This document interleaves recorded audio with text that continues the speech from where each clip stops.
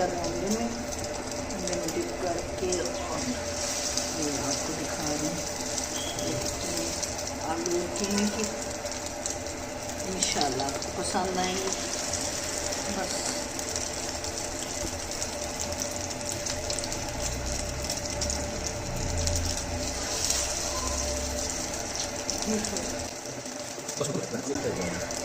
बस सब बन गई हमारी टिक्कियाँ, और आपको पसंद आएंगी इंशाल्लाह।